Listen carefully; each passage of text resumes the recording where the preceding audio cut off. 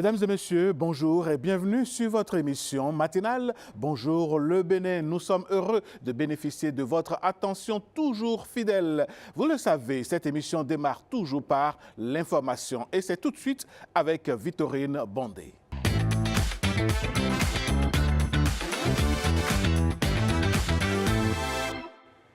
Heureuse de vous retrouver ce matin. Bienvenue à toutes et à tous. Démarrons tout de suite. Le traditionnel Conseil des ministres s'est tenu hier, mercredi. Les travaux se sont déroulés en présence du président Patrice Talon et de Romuald Wadahi, le président élu. Une image forte.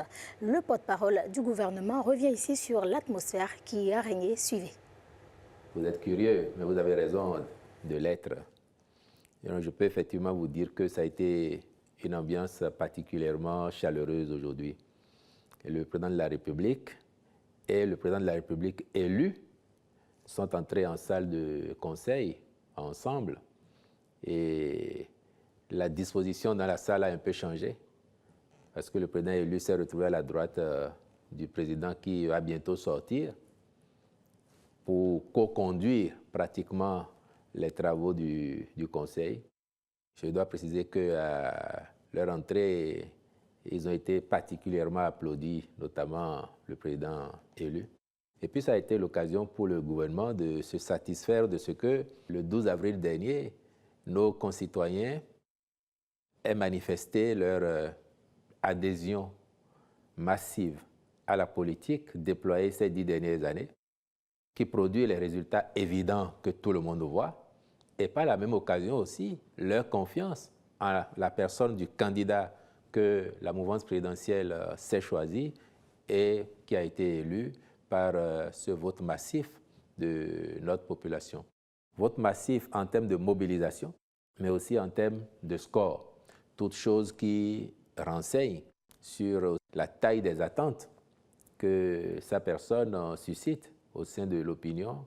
Et nous n'avons aucun doute qu'avec l'accompagnement, l'engagement des uns et des autres, il sera à la hauteur de la mission et qu'à l'heure du bilan, chacun pourra se satisfaire d'avoir cru, d'avoir fait confiance et d'avoir contribué à la prolongation de cette belle épopée qui a commencé maintenant depuis une dizaine d'années. Après l'arrestation de l'activiste Kémi Séba en Afrique du Sud, le Bénin demande son extradition pour qu'il s'explique devant la justice béninoise. Le porte-parole du gouvernement est revenu sur les motivations du gouvernement. Suivez. Le ciel lui-même fait nos palabres. Je ne dirai pas plus. Ceux qui ont des actions à mener, comme le procureur spécial, donc comme la justice, mènent leurs actions et nous espérons qu'elles aboutiront pour que l'intéressé ait enfin l'occasion de venir faire la preuve de toutes ces nombreuses allégations à l'encontre de notre pays.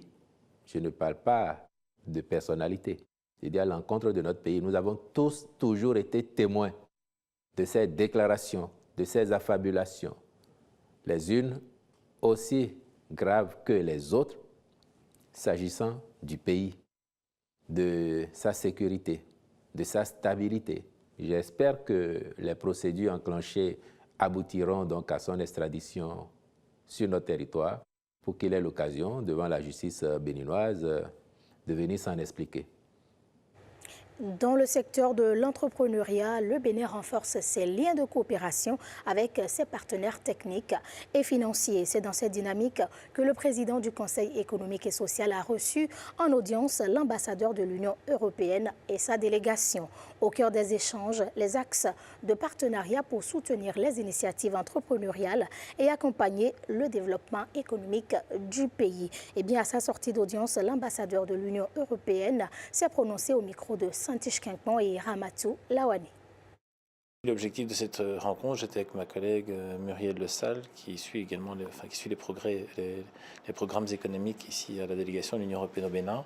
C'était de pouvoir un petit peu présenter ce que l'Union européenne fait ici au Bénin, donc quels sont les grands axes de notre partenariat avec le Bénin, et de voir avec le président quelles étaient les synergies possibles. Le président a manifesté un grand intérêt pour ce qui est l'entrepreneuriat. L'Union européenne est le premier partenaire commercial du Bénin, mais on constate que la balance commerciale est plus en faveur de l'Union européenne que du Bénin.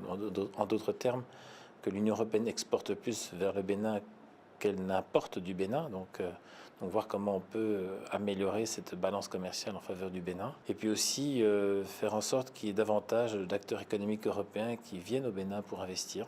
C'est pour nous extrêmement important d'avoir un partenaire comme le Conseil économique et social pour mieux comprendre les besoins des Béninois et des Béninoises. Direction à présent le CEG La Verdure d'Abomey-Calavi, l'un des centres retenus pour le baccalauréat blanc régional, session d'avril 2026.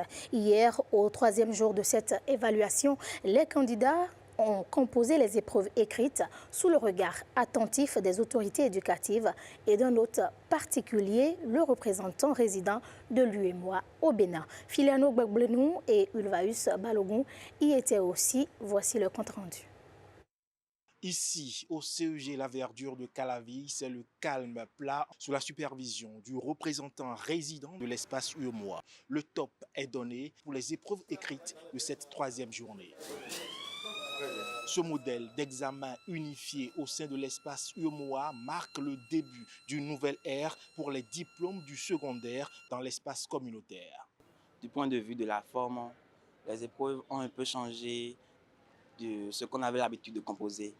Mais le fond, c'était toujours à peu près la même chose. Cette initiative prise par le MOA est bonne car elle nous permet d'améliorer nos compétences et de savoir notre niveau par rapport aux autres États. Cette phase permettra de traquer et de constater les insuffisances et les corriger au besoin avant la généralisation du bac UEMOA. Au-delà de son caractère expérimental, cet examen blanc régional constitue un outil d'analyse pour apprécier le niveau des candidats et identifier les écarts éventuels entre systèmes éducatifs. Cette harmonisation du bac est un processus en cours va donner naissance à un bac qui concerne tous les pays de la zone UEMOA. Et du coup, les candidats ou bien les lauréats du bac de cette région vont se sentir chacun à l'aise dans n'importe quel pays de l'UEMOA. Si un élève béninois détenteur du bac souhaite aller continuer ses études au Mali ou au Sénégal, il sera considéré au même titre qu'un étudiant sénégalais. En termes de frais de scolarité, lorsqu'il termine, il peut rechercher de l'emploi dans ces 8 pays. Il peut s'installer également dans ces 8 pays, au même titre qu'un national. Derrière cette nouveauté technique se cache une ambition forte, celle de la reconnaissance des diplômes et de la mobilité des étudiants au sein de l'Union. Après Abomey-Calavi, je vous amène à Boikon, à la découverte du marché à bétail Rwetchenou. C'est un espace d'échange où se croisent commerçants et clients, un lieu stratégique d'approvisionnement, mais qui, vous allez le voir, est confronté à plusieurs défis. Suivez. Une ambiance bien particulière qui annonce un jour pas comme les autres. Au quartier Zakwa de Boikon, c'est le jour du marché à bétail Rwetchenou. Il ne se tient que tous les 5 jours. Dans les allées, acheteurs et vendeurs discutent, négocient les prix, chacun venu s'approvisionner selon ses besoins. Je suis venu acheter un mouton pour faire une cérémonie. Les prix du bétail varient, parfois c'est cher, mais en saison pluvieuse, c'est abordable. Je viens acheter des animaux dans ce marché de bétail pour aller revendre. Dans cet espace marchand, on retrouve principalement des petits ruminants tels que des cabris et des moutons, mais aussi des porcs et de la volaille. Une véritable basse-cour qui n'est pas sans organisation. Si tu veux installer pour vendre le cabri ici, tu vas nous voir d'abord. Et on saura que toi tu es revendeur de cabri.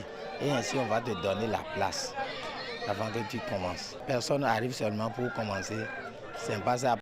Cependant, malgré l'importance de ce marché pour les populations locales, les usagers sont confrontés à plusieurs difficultés et en appellent aux autorités pour une amélioration de leurs conditions. Nous n'avons pas de hangar ni de magasin. Et quand il pleut, l'eau stagne dans le marché. C'est rare de trouver des marchés à bétail de ce temps clôturés. C'est ça qui fait aujourd'hui la fierté de la commune de Boycon, oui. Et à notre arrivée, ces difficultés ont été révélées par les usagers et ces différentes préoccupations ont été déjà enregistrées.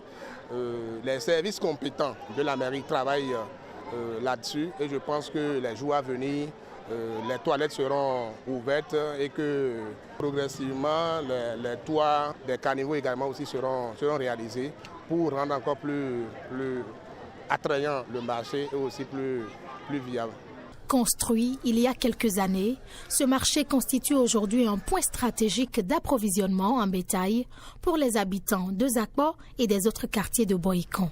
Un atout économique indéniable qui mérite davantage d'attention pour révéler tout son potentiel. Autre actualité, les systèmes alimentaires durables sont aujourd'hui au cœur des enjeux de développement en Afrique. Dans ce contexte, le Bénin accueille un prix qui valorise l'innovation dans ce secteur. C'est le prix Pierre Castel. L'annonce a été faite hier au cours d'une conférence de presse par les organisateurs. Suivez. Une séance de questions-réponses avec la presse autour d'une distinction historique au Bénin. Pour la première fois, le pays accueille le prix Pierre Castel, une distinction panafricaine créée en 2018 pour accompagner les entrepreneurs innovants engagés dans les systèmes alimentaires. C'est l'opportunité de pouvoir récompenser financièrement et par l'accompagnement tout jeune entrepreneur béninois qui s'est engagé dans le secteur agricole et agroalimentaire, âgé entre 18 et 45 ans et qui effectivement satisfait à un certain nombre de critères. D'abord, une entreprise qui existe depuis 2 ans minimum, une entreprise qui est bien gérée, qui est également une entreprise à fort impact social par évidemment le nombre d'employés, impact économique par sa croissance et impact environnemental par effectivement la prise en compte d'un certain nombre de critères de durabilité. Le prix Pierre Castel valorise des initiatives dans des domaines variés, notamment les technologies, les modèles d'organisation, de distribution et d'accès au marché adaptés aux réalités locales. Pour le décrocher, un concours qui se déroule à la fois au niveau national et panafricain avec 7 autres pays en lice. Le 30 juillet, la Sobebra rendra public le nom du lauréat et puis le 30 septembre, un autre rendez-vous verra le lauréat béninois compétir avec d'autres lauréats d'autres pays pour être, je l'espère, le champion panafricain. Le lauréat béninois, il gagne d'abord 16 400 000 francs CFA et s'il est encore le lauréat panafricain, on rajoute 6 millions de francs, donc ce qui fait dire au total pratiquement 23 millions de francs CFA. Déjà pour les participants, les 6 finalistes et le lauréat, c'est un levier de croissance exceptionnel qui va s'opérer pour eux. Ces lauréats vont présenter des projets innovateurs pour le pays dans le domaine agricole et qui doit, de toute logique, avoir des retombées économiques auprès des jeunes, des moins jeunes, pour les dames, pour tout le monde agricole en général. La date limite de candidature est fixée au 30 mai 2026. Plus qu'une distinction, le prix Pierre Castel se veut un levier pour accélérer les initiatives, structurer les parcours des jeunes et contribuer à bâtir des systèmes alimentaires durables pour le Bénin et pour l'Afrique de demain. Dans un autre registre, parlons d'un phénomène aussi surprenant que méconnu. Le déni de grossesse. Il désigne ces situations où une femme peut être enceinte sans en avoir conscience, parfois jusqu'au dernier mois, voire jusqu'à l'accouchement. On parle de déni partiel lorsque la grossesse est découverte après le premier trimestre et de déni total lorsqu'elle n'est révélée qu'au moment de l'accouchement. Le docteur Olivier Sambieni nous éclaire ici sur ce sujet rare au micro de Christelle Tongodo. Dans ce phénomène-là, il y a en arrière un phénomène psychique qui fait que sur le plan psychologique, la grossesse n'est pas du tout acceptée par l'organisme. Donc il y a une grossesse physique qui évolue, mais sur le plan psychique, la grossesse n'existe pas. De telle sorte que tous les mécanismes par lesquels la grossesse va s'exprimer avec des signes sont bloqués. Elle vit sa vie professionnelle comme d'habitude sans être inquiétée. Et d'ailleurs, parfois, elle a même des menstrues, ce qui la conforte dans la position de femme non enceinte. Elles vont venir souvent à l'hôpital pour des malaises parce qu'à partir du moment où elle est enceinte, elle va devoir accoucher. Donc la grossesse, au moment où le travail d'accouchement va commencer, elle va être alertée par de petites douleurs qui vont s'intensifier et durer dans le temps, pour lesquelles elle va devoir consulter. Et c'est au cours de cette consultation-là qu'on va découvrir généralement le travail d'accouchement. Et habituellement, c'est des femmes qui viennent pendant que le bébé est prêt à sortir parce que bon, là, il y a une forte pression. C'est des enfants qui naissent dans des conditions pas très normales parce que la grossesse n'a pas été suivie. Donc, ils sont exposés à des infections, ils sont exposés à un retard de croissance, ils sont exposés à la prématurité parce qu'ils peuvent naître beaucoup plus tôt. Et donc, c'est des enfants qui méritent quand même d'être bien suivis dès la naissance. Pour le couple, c'est déstabilisant parce que le conjoint peut parfois rejeter, nier, être l'auteur de la grossesse parce qu'il estime que non, c'est quelque chose d'inconcevable, qu'elle soit enceinte, qu'elle ne présente aucun signe, que c'est à l'accouchement qu'on lui dit qu'il est père d'un enfant qu'il n'a pas vu venir alors qu'il cohabite avec elle. Personne ne croit que ce qui est arrivé là est vraiment inconscient. En sport, eh bien, les cyclistes reprendront la route du Tour du Bénin dans quelques jours. Depuis plusieurs éditions, les routes béninoises vibrent au rythme du peloton. Des milliers de spectateurs suivent la course entre ferveur populaire, fierté et appropriation progressive de l'événement. Hugues Zinsou-Zounon nous replonge dans la ferveur d'un tour qui grandit à quelques jours de la 21e édition. Le long des routes béninoises, ce ne sont pas seulement des cyclistes qui défilent, c'est tout un peuple qui vibre. Des images fortes illustrent l'engouement général autour du Tour. Des milliers de Béninois massés sur les as s'encouragent, acclament et s'approprient peu à peu cette compétition.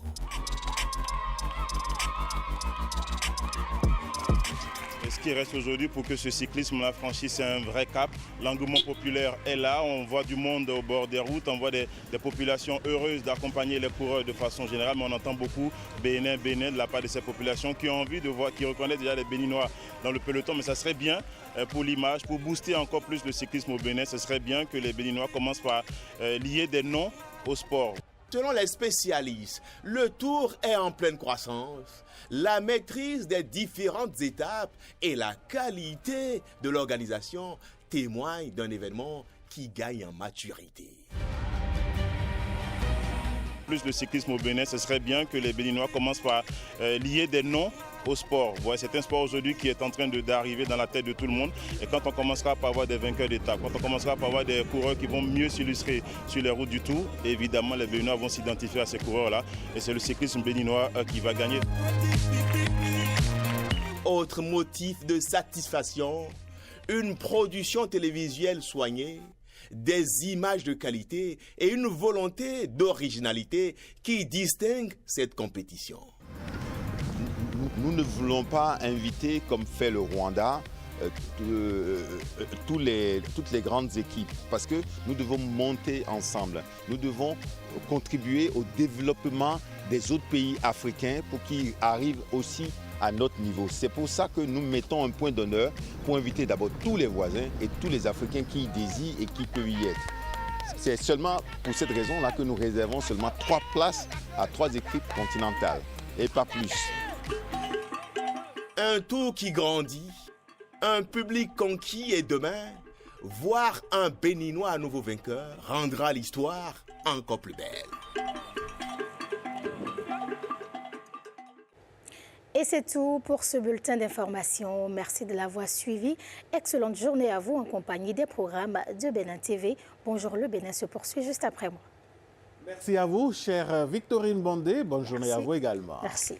Mesdames, Messieurs, cette émission, comme l'a dit Victorine, se poursuit et nous allons tout de suite recevoir notre premier chroniqueur, Patrick Dossou. Ça va être dans Événement à la Une.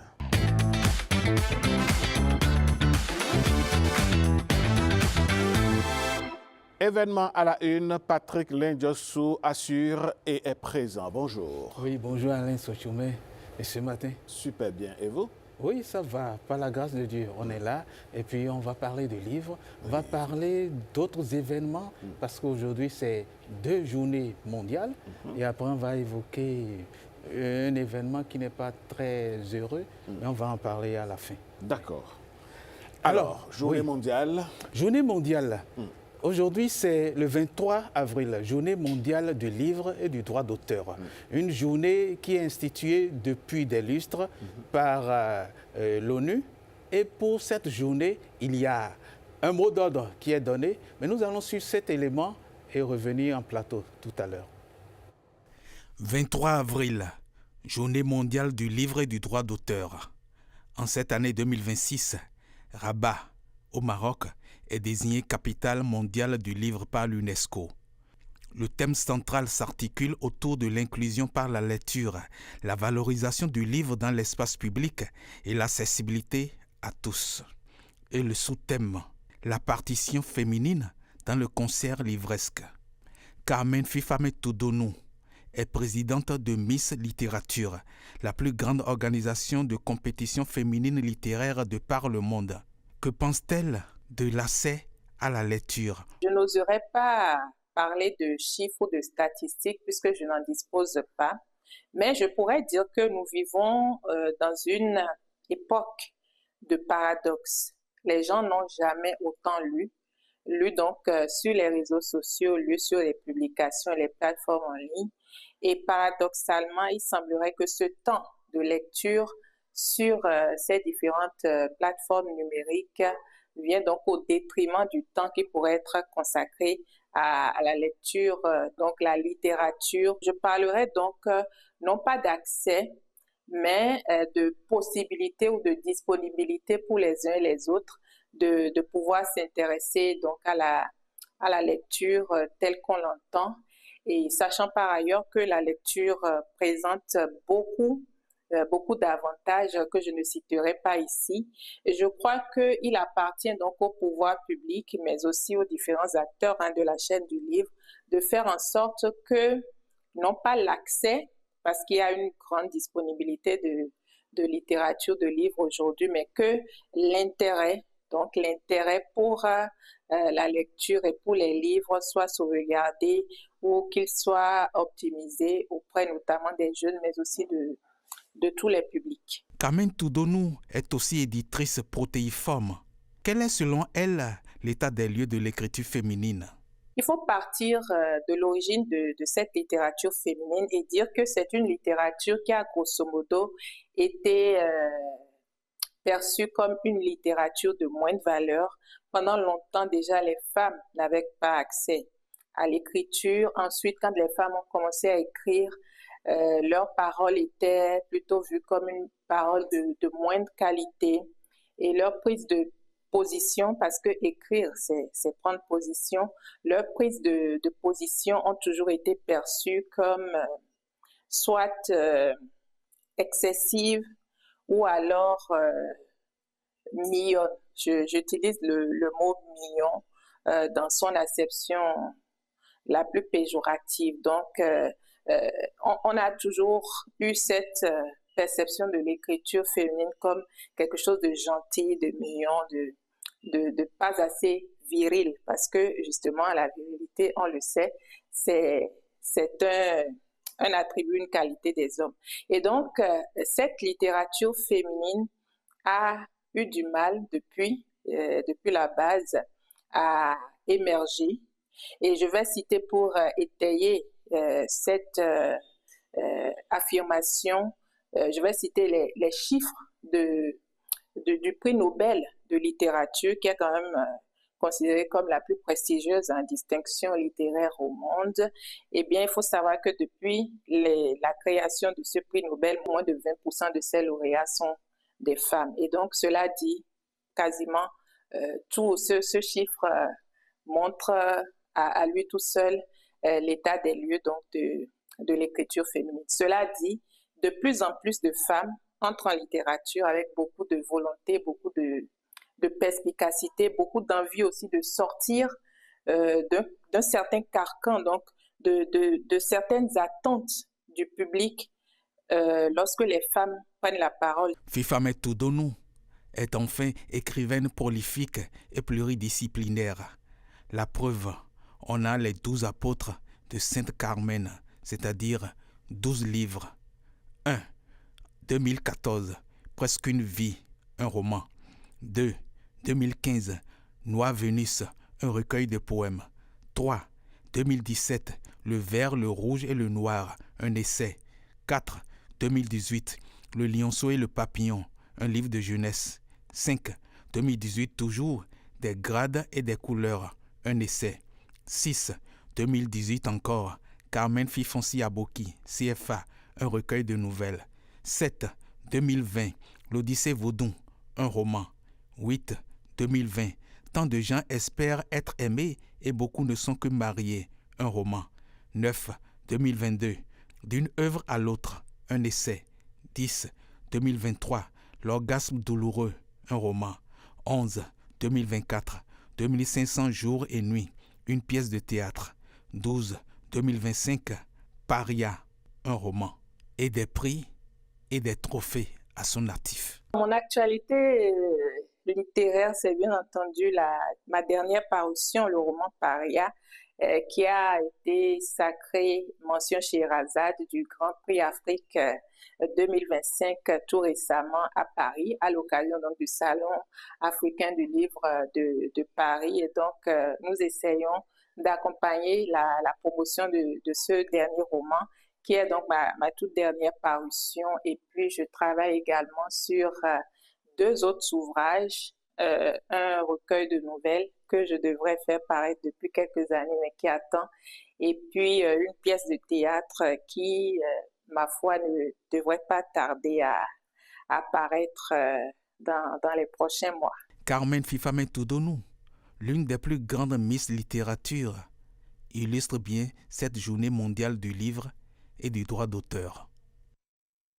Carmen Toudonou reste l'exemple de la participation effective des femmes dans la production livresque dans notre pays. Elle reste vraiment l'une des plus prolifiques écrivaines qu'on a au Bénin. Je ne voudrais pas oublier de citer Sophie Adono, qui écrit beaucoup et qui est présentement en France. Carmen est au Congo, présentement, Congo-Brazzaville. C'est du Congo qu'on lui a fait l'interview et on la remercie pour s'être prêtée à ce jeu, à cet exercice. Il y a Sophie Adono qui est en France. Il y a Adélaïde Fassinou qui écrit beaucoup, elle aussi. Elle est au Bénin. Il y a, s'il faut citer celles qui écrivent à partir de la première écrivaine béninoise, Gisèle Rontonji, qui a écrit Une citronnelle dans la neige en 86. Il y a ensuite Gisèle Ayaba Toti, qui a écrit un ouvrage, le titre m'échappe, mais elle a écrit en 89. Et toutes les autres qui se sont enchaînées. Ce sont des femmes qui écrivent et des femmes qui apportent leur touche spéciale à l'écriture, au livre, au droit d'auteur. Parce qu'il faut retenir que cette journée, c'est la journée du livre et du droit d'auteur. Une journée qui nous a permis de faire un tour vers les filles, vers les femmes. Je dis les filles parce que les filles sont les femmes en devenir. Et justement, en parlant de journée de filles ou de journée de femmes, le 4e jeudi du mois d'avril est consacré à la journée internationale des filles dans le secteur TIC, TIC, Technologie de l'information et de la communication. Et pour en parler aujourd'hui, nous sommes avec une dame, une jeune fille, elle est technicienne en réseau informatique. Ruth Dangbenon, bonjour. Bonjour, monsieur le journaliste. Et elle est accompagnée d'un sociologue, un sociologue qui est sociologue du développement et qui s'apprête à nous dire tout ce qu'il pense de ce que c'est que le développement dans le secteur des TIC relatif à la femme, relatif aux jeunes filles. Lui, on le nomme Kachon. Oui, bonjour.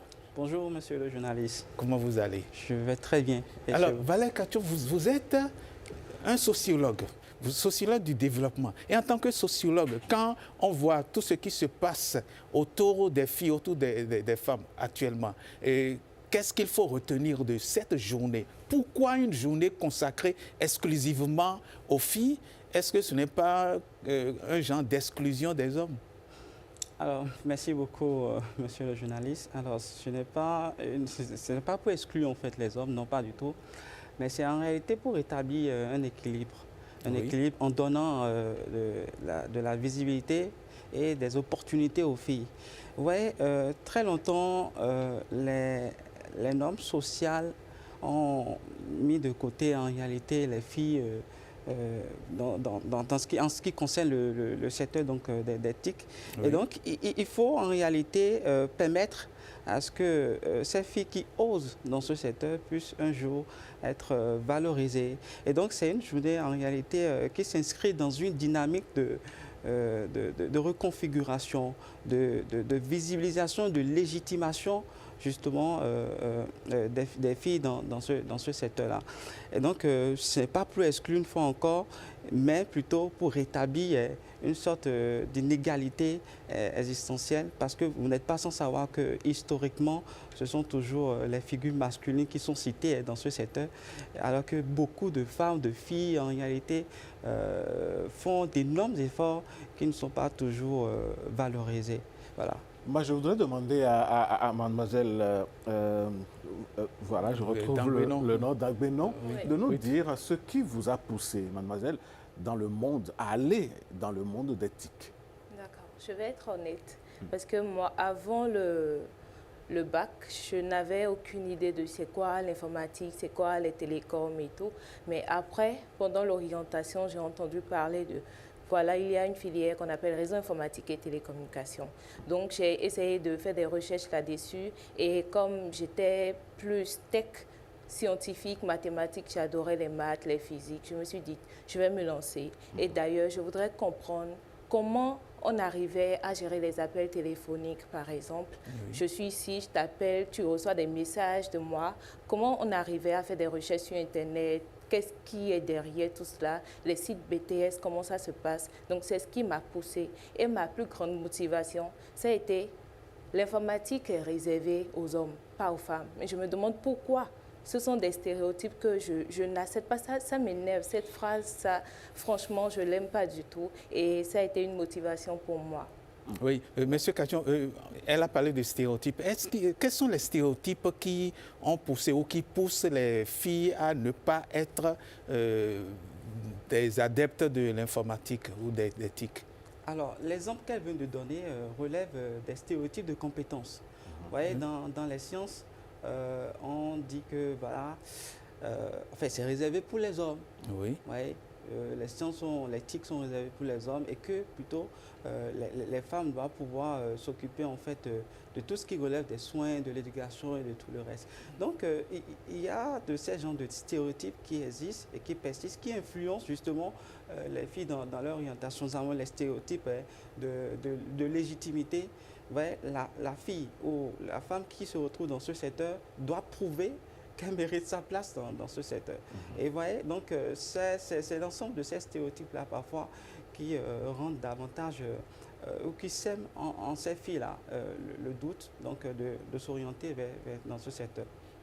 Et une fois dans ce secteur, mademoiselle Dangbenon, qu'est-ce que vous y avez découvert?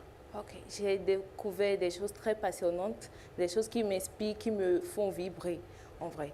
Là-dedans, j'ai connu la création des sites web, par exemple.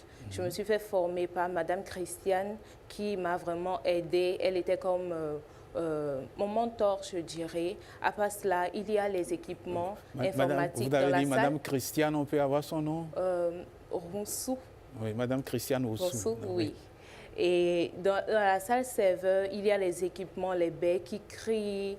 En fait, tout ce qui était là me passionnait. Je voulais comprendre exactement. Et j'ai eu à participer à une formation, le Women DNS Academy, qui m'a permis...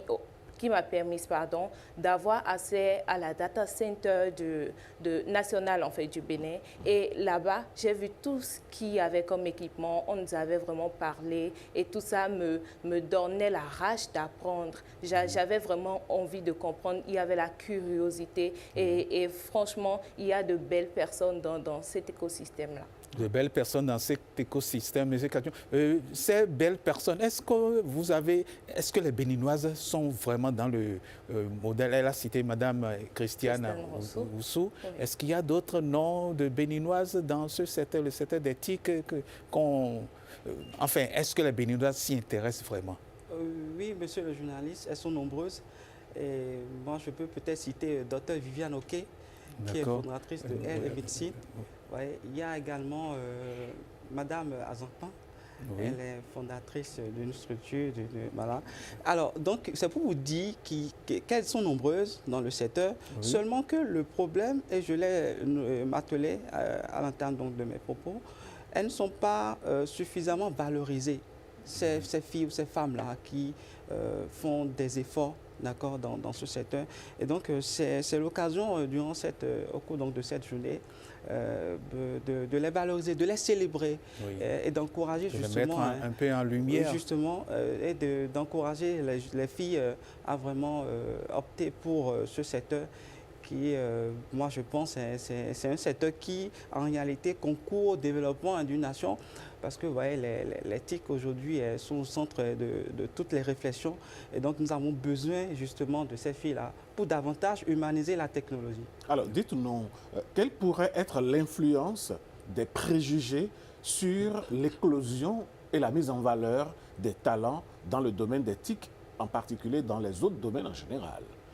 Alors, vous voyez, lorsque vous prenez par exemple les différents préjugés, les idées préconçues, les stéréotypes et tout le reste, la femme, à un moment donné, lorsqu'elle reçoit tous ces chocs, elle a peur en fait de s'extérioriser.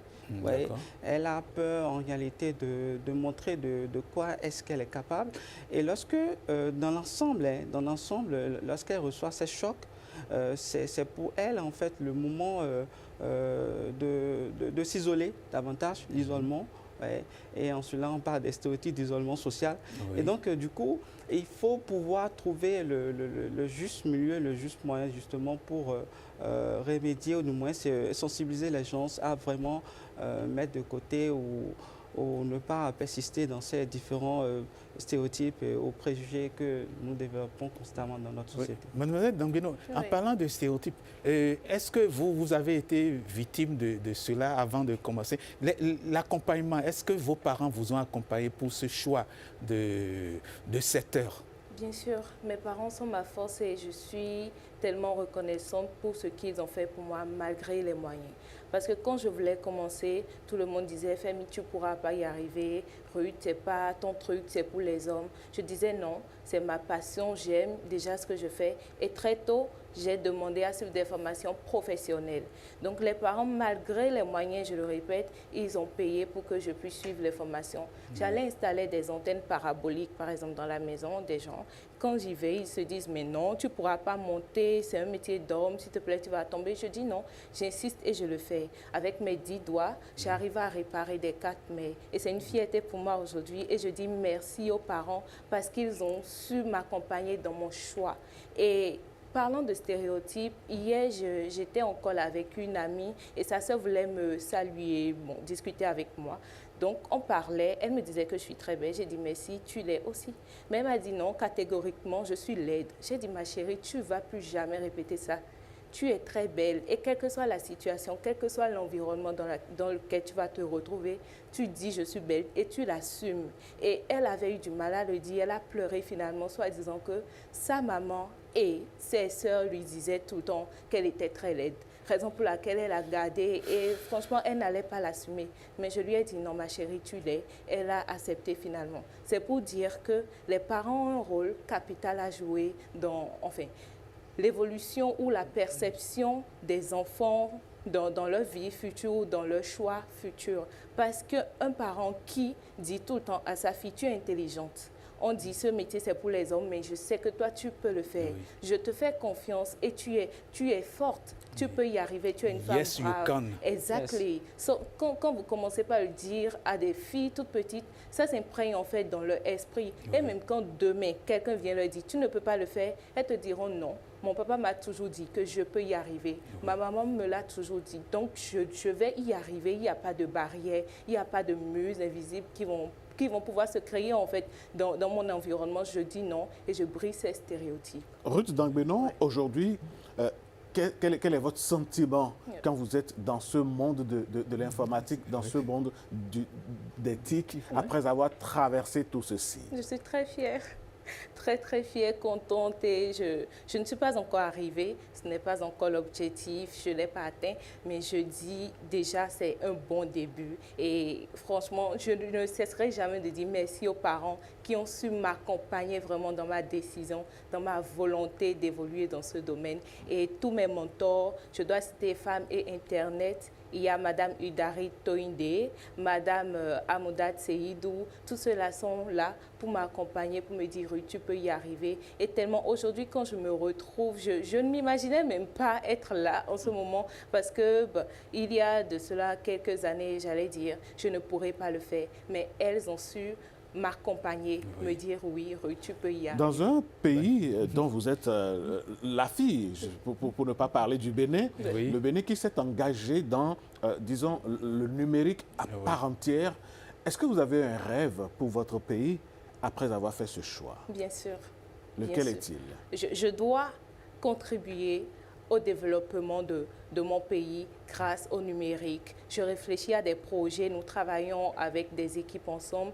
Par exemple, avec Internet Society, on parle de gouvernance politique de l'Internet, comment on pourra gérer vraiment pour la sécurité de notre pays, de partout. Il ne faut pas que quelqu'un atteigne les informations privées qui appartiennent à l'État ou d'autres. Donc, on travaille pour ça. Il y a des projets en cours et qui vont éclore avec le temps. Merci. Wow. Ça fait plaisir de vous écouter. Merci. Ça fait vraiment plaisir. Alors, M. Kachon, lorsqu'on l'écoute, on a envie de dire aux parents quelque chose. Oui. Exactement. Alors, ce qu'elle a dit, je suis parfaitement d'accord avec elle. Alors, les parents ici sont des agents majeurs de reproduction, de transformation des normes sociales. Ils peuvent du moins être un vecteur de reproduction d'inégalités ou de transformation ou un acteur de changement social. Et donc, dans cette posture, ils doivent pouvoir, à un moment donné, éviter les dons de jouets genrés. C'est-à-dire, il y a des parents, on dit les poupées sont réservées pour les filles. Et par contre, les tablettes pour les hommes. Pour les garçons. Alors, nous devons pouvoir changer cette donne et comprendre que, et rétablir l'équilibre, l'égalité. Par exemple, quand je donne tablette à l'homme, je dois pouvoir savoir aussi que la femme aussi a droit à cela. Parce que, vous voyez, dès déjà l'enfance, si le parent ne joue pas ce rôle principal, majeur dans ce processus de socialisation primaire, parce que tout part de là. Oui.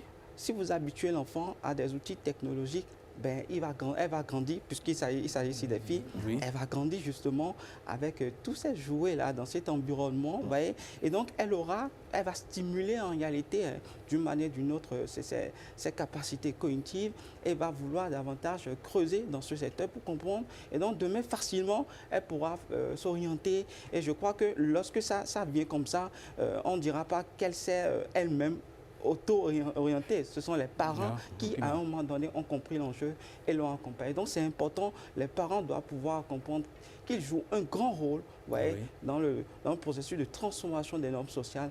Et donc, voilà. Alors, M. Kachon, à votre avis, quelle est l'influence, l'impact de la surprotection des enfants par les parents sur le développement, justement, futur des potentiels de ces enfants-là?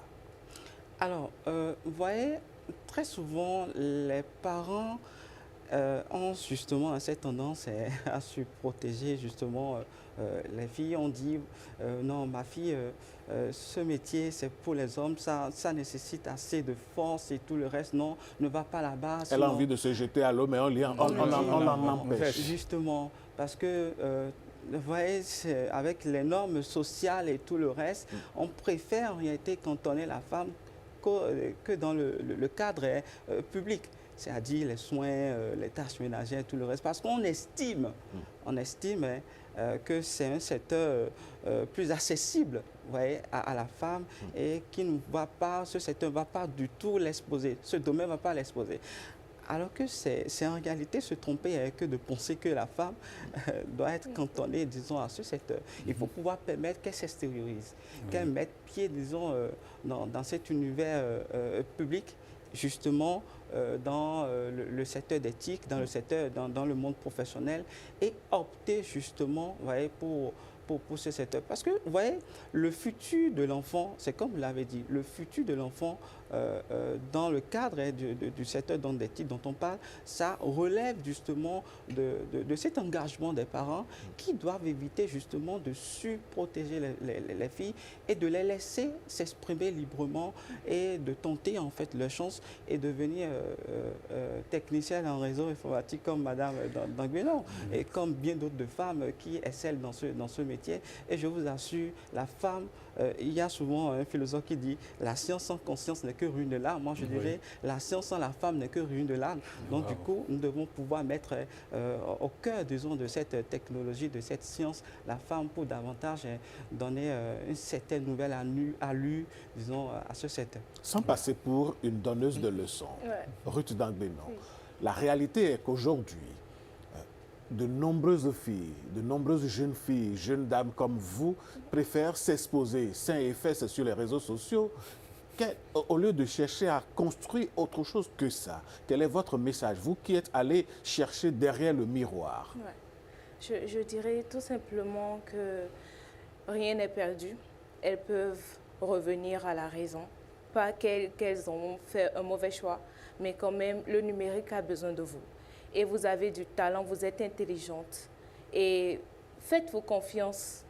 Apprenez aujourd'hui, il y a des bourses en ligne, il y a des formations, les cours, par exemple, Coursera, Open Classroom, des formations que MTN Bénin propose, par exemple. Il y a tellement d'entreprises ailleurs ou comme à l'interne qui proposent des formations gratuites. Formez-vous, vous pouvez auto-travailler, travailler pour vous-même et gagner de l'argent. Vous n'avez pas besoin de vous exposer sur Internet parce que Internet n'oublie rien du tout. Et demain, quand vous allez vouloir devenir une grande personne, occuper des postes de responsabilité, ça peut vous tomber là-dessus. Donc, si vous voulez venir dans l'écosystème numérique, je vais juste vous demander de chercher des clubs tech qui vont vous accompagner. Il y en a tellement aujourd'hui au Bénin, des formations et avec tout ça, vous pouvez vous en sortir. Ouais. Tout est dit. Tout est dit sur cette journée. Bon, on ne peut pas tout dire, c'est une manière de parler, on ne peut pas finir d'en parler, on peut même continuer jusqu'à midi, mais on est contraint qu'on n'aurait pas fini le sujet. On est contraint par le temps. Merci pour votre participation à cette entrevue. Merci à M. Valère Kachon, qui est sociologue de développement. Merci à Mademoiselle Ruth Dangueno, qui est technicienne en réseau informatique. Nous n'allons pas finir cette rubrique sans faire un coup d'œil, en fait, sans jeter un coup d'œil vers une personne qui fait rire, qui faisait rire et qui va nous faire rire pour ceux qui vont suivre des spectacles mis en ligne. Lui, on l'appelle, je ne voudrais pas dire on l'appelait, on l'appelle Tonton J. Tonton J est parti hier nuit. Il est parti après, je dirais, un dernier spectacle qu'il a offert, un spectacle où il disait déjà qu'il allait partir, que c'est un spectacle de revoir. On va suivre juste un petit extrait de ce spectacle et vous dire aussi au revoir. Mais nous, on ne part pas pour toujours. Au revoir, à demain. Merci, Alain. Merci, Patrick Diassou. Et si on fêtait le 1er août autrement? Je suis venu vers vous. 1974-2024. Ça me fait 50 ans de carrière. Je veux vous dire au revoir. Ndurado au revoir ni de wanwe no budget. Et pour cela, je vous invite pour le 2 août 2024 au Palais de Congrès. Mimeyu an miyon, mimeno daidai nao, mimeno ho minoko noko mitambeleo, mi kenkle mi a rensomi. Du Palais de Congrès 2 août 2024 à 20h00. Mechele, vous allez voir le jour là, mon dernier soupir.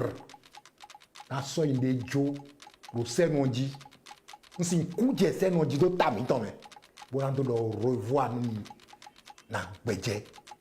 Amon, midjena resomi, midjena sponsor mi tole, mina bomigon, bomina dalomi, bomina blo.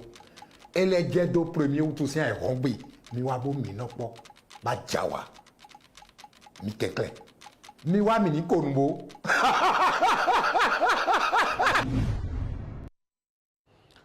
L'homme au rire franc, l'homme qui, il y a 2 ans, disait ce que vous venez d'entendre, s'en est allé hier.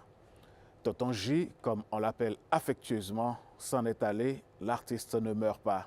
Salut l'artiste. Nous, on marque une pause et on vous revient.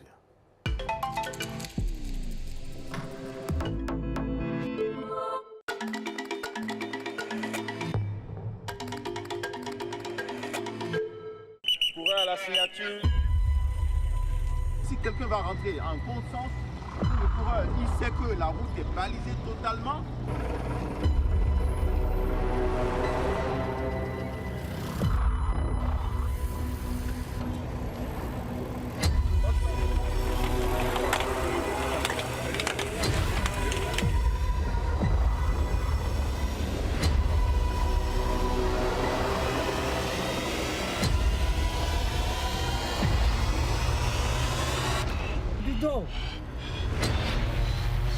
Mais ça peut vraiment être pénalité.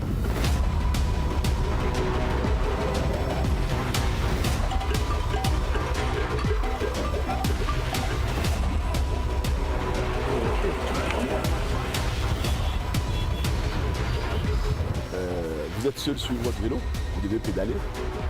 Si vous ne pédalez pas, vous faites dépasser.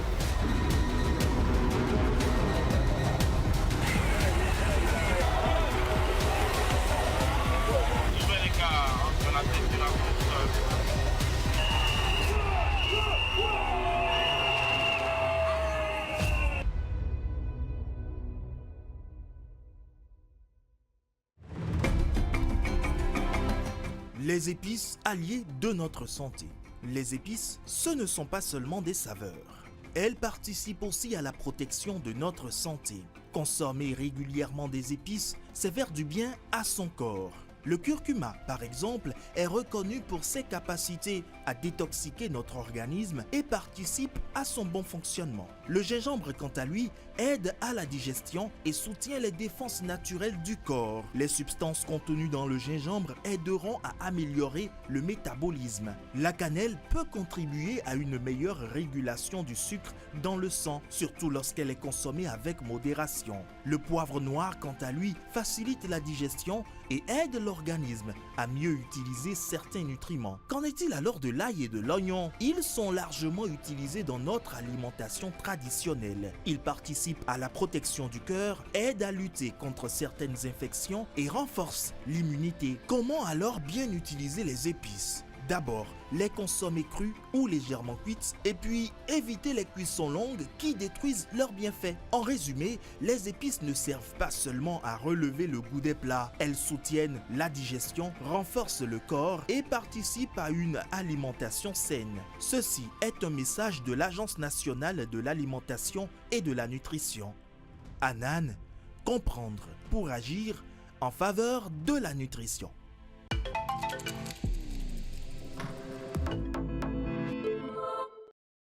Retour en plateau, mesdames, messieurs, pour installer Bamidele Ghislaine Adimi.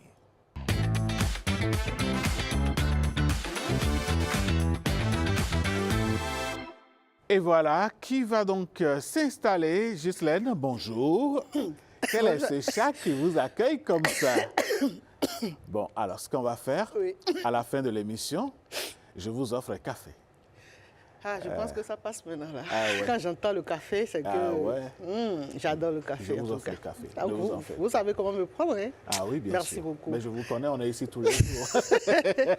Alors, Ghislaine Bamidele, ce matin, vous avez choisi de nous faire découvrir, je dirais, une championne en devenir, un espoir. Un prodige du taekwondo béninois, je vous dirais. Ah ouais? Ah ouais. D'accord.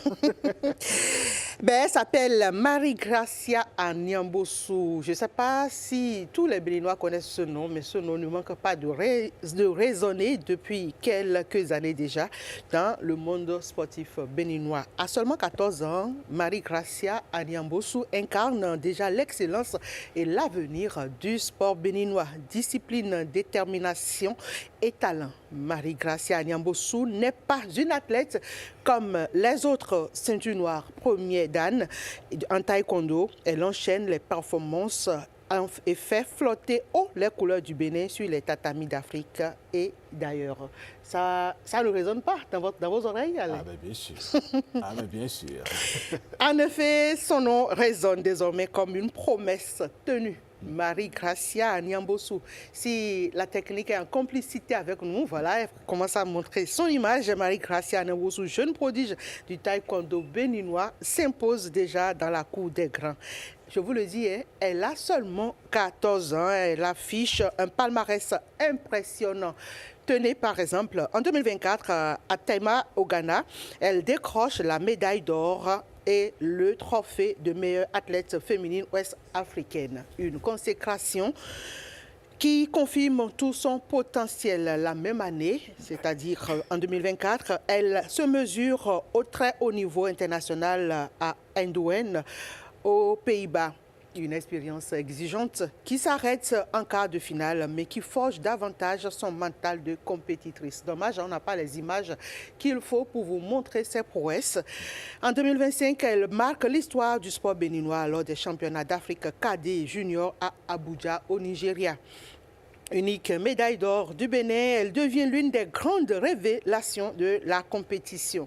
Sur le plan national, Marie-Gracia domine sans partage. En 2024 et 2025, elle remporte toutes les compétitions auxquelles elle participe avec à la clé à chaque fois le titre de meilleure athlète. Elle n'a que 14 ans, je vous le rappelle.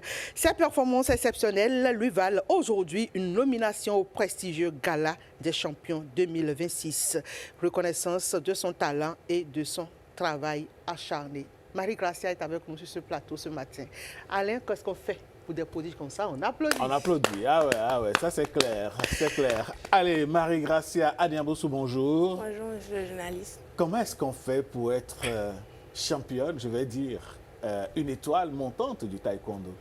Bon, déjà, il n'y a que le travail acharné, il faut avoir confiance en soi et la confiance des autres aussi aide. Et puis, une première compétition remportée permet, ça motive plus à gagner les autres. C'est tout. À côté de vous, on a son entraîneur. Exactement. On a son entraîneur. Bon, je ne connais pas trop le palmarès de l'entraîneur. Il est aussi tout jeune. Mais je me demande comment est-ce qu'on fait pour accompagner une enfant et avoir autant de talent, autant de succès. Bonjour, monsieur vous le avez commencé bien sûr journaliste. par vous présenter pour qu'on moi, puisse c'est vous le connaître. maître Minankou Eric Tossou. Je suis l'entraîneur national et à la Fédération béninoise de taekwondo. Je suis ceinture noire 5e dan, assistant du grand maître Pio Goudjovi. Donc voilà, et Gracia, je l'ai eu à l'académie du grand maître Goudjovi Nama à l'âge de 5-6 ans. Wow. Donc elle a commencé très jeune. Et voilà, et comme elle a dit, c'est une fille qui a été très disciplinée et qui a aimé l'art. Elle a épousé ça très tôt et puis on l'a suivi de près. Et là, depuis un certain moment, elle s'est illustrée la meilleure de sa catégorie au plan national, comme vous l'aviez dit, et dans la sous-région également aussi, à chaque sortie, elle s'exprime toujours, voilà, meilleure de la catégorie. Je remercie aussi le président de la Fédération de taekwondo qui, depuis peu, a mis l'accent sur la détection des jeunes talents et l'accompagnement afin de les relever à l'âge senior. Je peux dire que c'est pour même une première qu'on commence par, c'est-à-dire utiliser les enfants au plan international, parce qu'on attend l'âge senior avant de participer aux compétitions internationales. Mais pour Gracia, on a commencé très tôt. On a participé à des compétitions de la sous-région où elle s'est illustrée meilleure athlète au Ghana lors de la Coupe de l'ambassadeur de la Corée à Accra. Et dans le même temps, on a participé à Eindhoven pour la première fois, un grand G. Et elle s'est illustrée aussi très, très brillamment. C'est vrai que de l'autre côté, il y avait beaucoup plus un manque d'expérience et les autres étaient beaucoup plus un peu en avance. Mais, oui, mais quand on veut atteindre ce niveau, en tant qu'entraîneur, quel est le rythme du travail, le rythme d'entraînement que vous imprimez à votre championne, j'ai envie de dire? Déjà, il y a l'entraînement de masse et dès que parmi les enfants, nous avons des enfants qui ont de potentialités, on les sort et on les suit de façon individuelle. Donc avec Gracia, nous avons des programmes personnalisés, et nous avons des programmes, autant elle a un programme à l'équipe nationale, elle a ses programmes à l'association parce qu'au niveau national, dès que vous devenez championne, vous sortez de votre association pour rejoindre l'équipe nationale. Ouais. Donc elle a environ 4 à 5 séances par semaine déjà suivies au club et à la maison aussi. Elle a aussi un travail de préparation physique spécifique avec un calendrier bien détaillé, donc ce qui a toujours motivé sa performance parce que plus on travaille, plus le résultat donne. Donc elle a environ pratiquement 6 à 7 séances, une planification bien détaillée et là, ça c'est ce qui donne au fait le résultat que nous avons aujourd'hui. Et je note aussi qu'elle est très disciplinée, elle est très assidue et à chaque fois, à chaque instruction, elle prend ça en compte pour donner vraiment le résultat que nous avons aujourd'hui. Marie-Gracia, tout ça là ne joue pas un peu sur vos études? Si c'est un peu difficile, mais j'arrive à m'organiser. Bon, par exemple, le lundi soir, quand je reviens de l'école, j'ai l'étude de 17h à 19h. Et ensuite, comme je n'ai pas eu d'entraînement ce jour-là, donc je suis obligée de réviser pour le lendemain. Donc le lendemain, moi, j'ai un entraînement personnel avec mon papa à la maison.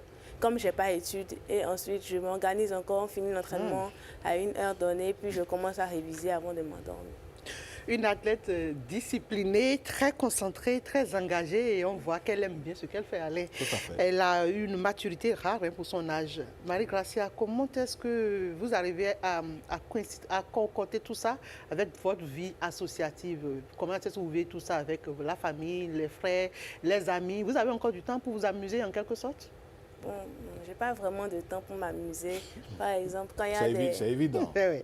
Quand il y a des fêtes à l'école, bon, je trouve un peu de temps pour aller. Mais par exemple, la dernière fois, il y avait une fête à l'école.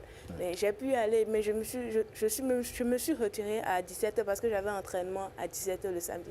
Ça m'a fait mal parce que j'ai laissé mes autres amis. Ah ouais, on vous comprend tellement. Ça lui a fait mal. Oh là là. Vous n'avez pas pu assister à la fête jusqu'à la fin? Jusqu'à la fin, non. Et j'ai raté beaucoup de choses. Mais ce n'est pas grave parce que de l'autre côté, je préfère encore le sport parce que ça m'apporte plus de choses. Ça me permet de voyager, de remporter des prix. Tout le monde m'admire, tout le monde veut faire comme moi.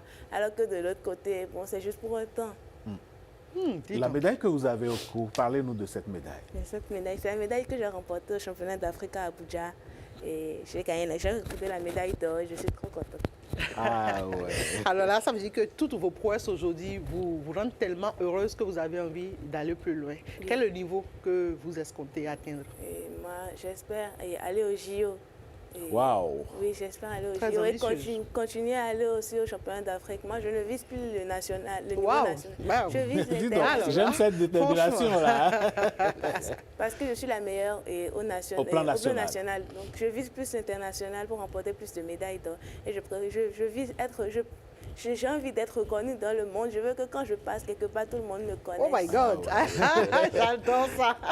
J'adore ça! Mais monsieur l'entraîneur, pour arriver à réaliser ce rêve qui est celui de Gracia, qu'elle exprime aussi fièrement et aussi profondément, quel est le programme établi? Comment est-ce que vous entendez l'accompagner?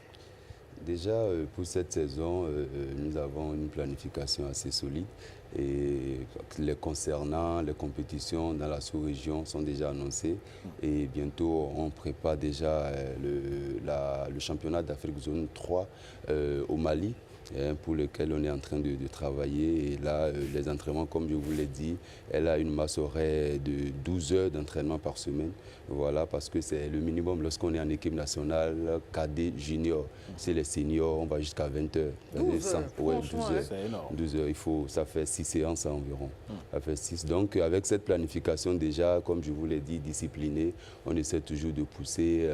On aura quelques stages déjà juste après elle va aller à l'examen cette année, juste après le BPC, c'est le BPC, oui, voilà. Voilà, on va faire des stages dans la sous-région et des compétitions préparatoires pour pouvoir aller affronter nos autres de la sous-région Mali. Voilà. Alors, Marie-Gracia, vous l'avez dit, hein, vous visez le niveau international, c'est vrai. Aujourd'hui, entre les études et le sport, qu'est-ce qui prime pour vous? C'est quoi le top? Les deux vont de pair. Parce que demain, je ne sais pas ce qui va me sauver demain, donc je fais les deux.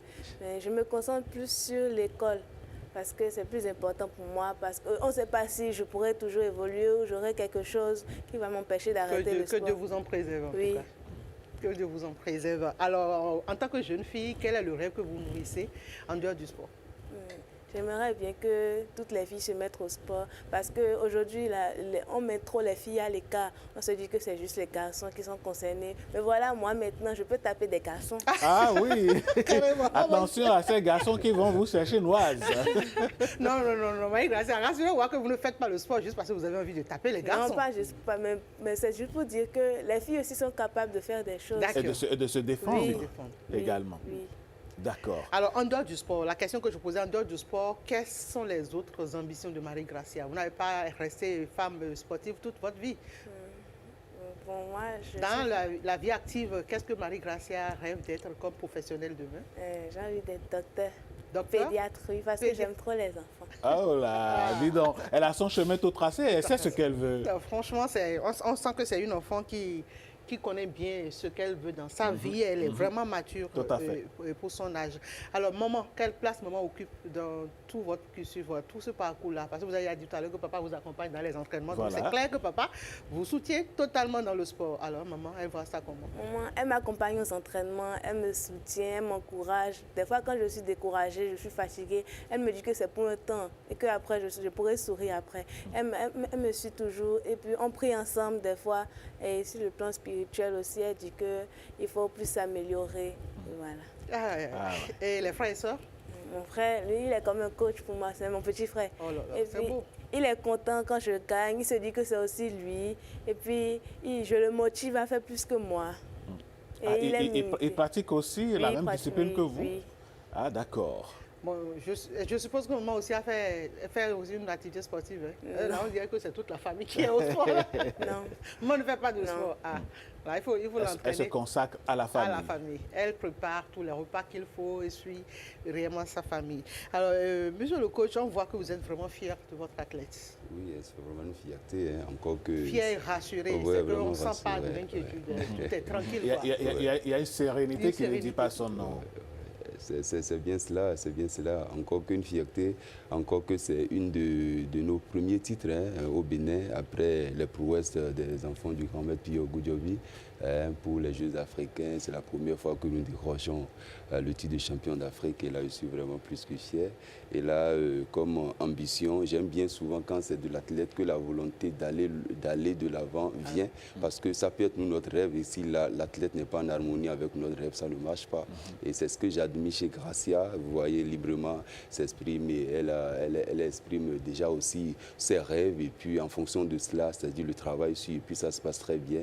Et comme au plan national, elle vous l'a dit, on n'a plus de challenger pour elle, donc c'est à l'international qu'on travaille maintenant à vraiment nous imposer et décrocher un jour les Jeux Olympiques, pourquoi pas, d'ici après Los Angeles, parce que Los Angeles est déjà tout près en 2028, donc après Los Angeles, je pense qu'elle sera 20 ans, et là on pourra décrocher cette belle médaille pour le Bénin.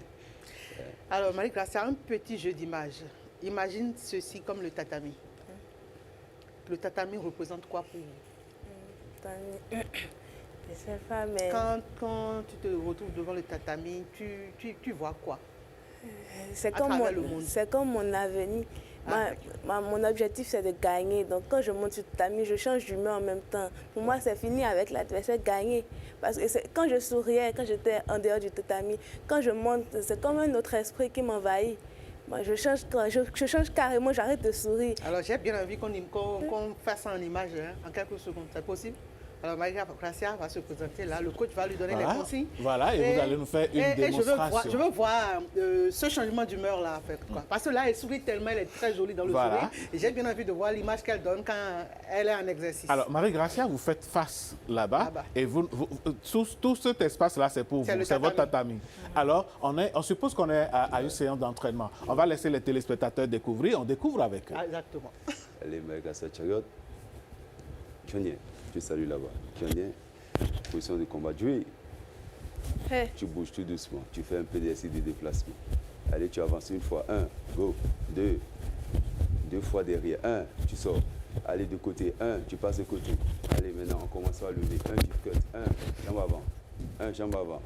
Allez, tu sors encore. Tu sors, jambe avant. Allez, jambe avant. Tu recules une fois, tu frappes.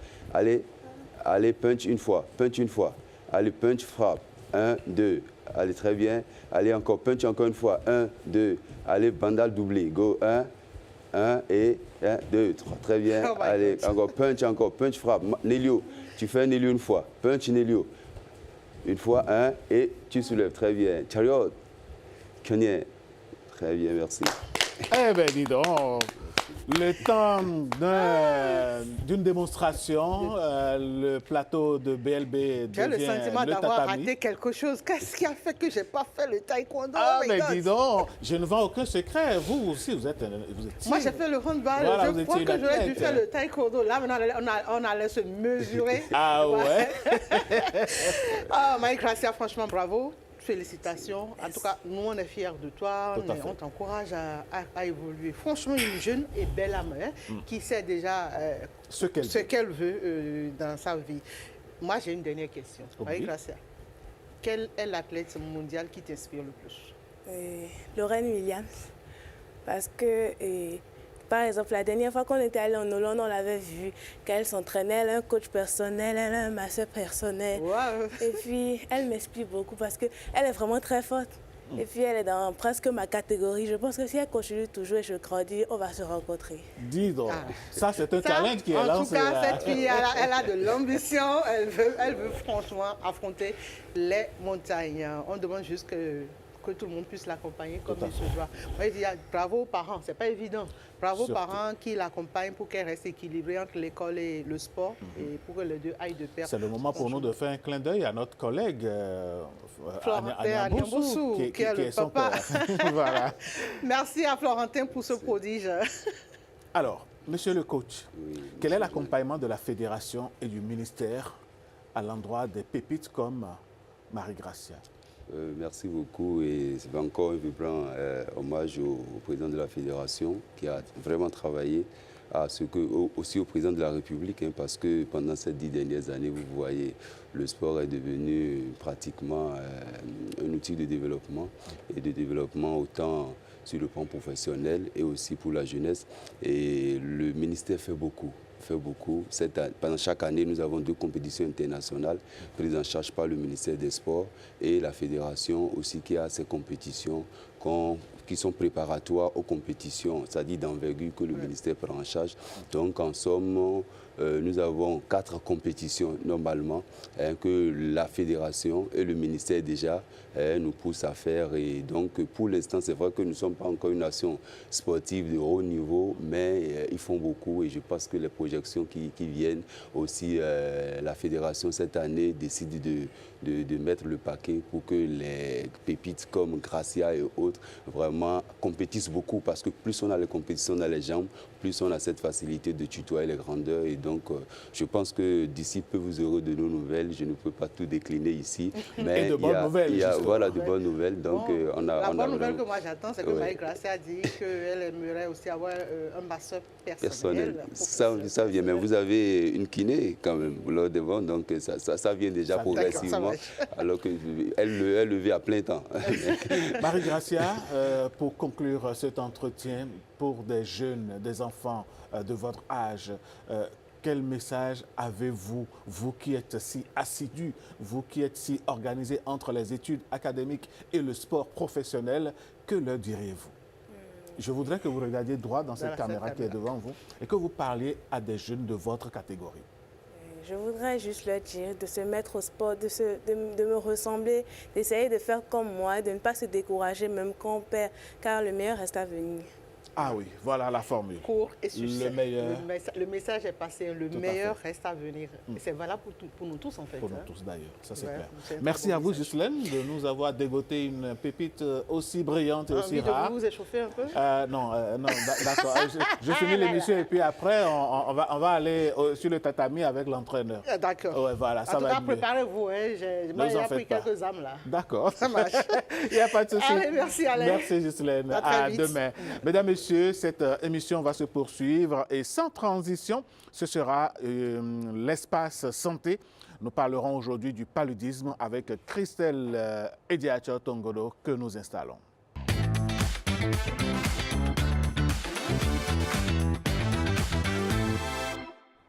Retour plateau pour accueillir Christelle. Christelle, bonjour. Allez, pardon. C'est le plateau précédent que je garde encore en mémoire. Ah oui? Il faudrait, Ghislaine, qu'on apprenne les techniques de taekwondo pour mieux se défendre. Pour mieux se défendre. Face aux hommes délicats. Ça vous dirait de vous inscrire à ces formations? Absolument, pas que moi, même mon enfant. Ah, pourquoi pas? Cela vous inspire déjà? Beaucoup. Allez, nous pouvons vous communiquer l'adresse du coach et puis à la fin, vous inscrivez tous les enfants. Avec plaisir, allez. Mais en attendant tout ceci, on va parler paludisme. Paludisme, comme annoncé hier, vous le savez, le paludisme reste l'une des principales causes de consultation et d'hospitalisation au Bénin, touchant particulièrement les enfants et les femmes enceintes. Et malgré les nombreuses actions menées ces dernières années, la maladie continue de faire des ravages entre prévention, prise en charge et nouvelles réformes annoncées. La riposte s'intensifie. Où en est aujourd'hui la stratégie nationale de lutte contre le paludisme? Eh bien, pour en parler, nous recevons le Dr Kodjo Dandonoubo, coordonnateur du programme national de lutte contre le paludisme au ministère de la Santé. Place tout de même à ce reportage avant de le recevoir, qui nous introduit directement au cœur de la problématique. Souvent considéré comme bénin, le paludisme peut pourtant évoluer vers des formes graves lorsque les signes d'alerte sont ignorés ou méconnus. Mais concrètement, que fait-on au quotidien face à la fièvre? La première des choses que je fais d'abord le constat. Je regarde si les enfants ont la température. Après la température, je me dirige directement vers une pharmacie pour pouvoir payer des médicaments pour traiter le paludisme. Parce que les enfants ne commencent pas à vomir et ils ont toujours un peu de la migraine. Face à la fièvre, d'abord je vais à la pharmacie et les gens de la pharmacie me prescrivent ce qu'il faut.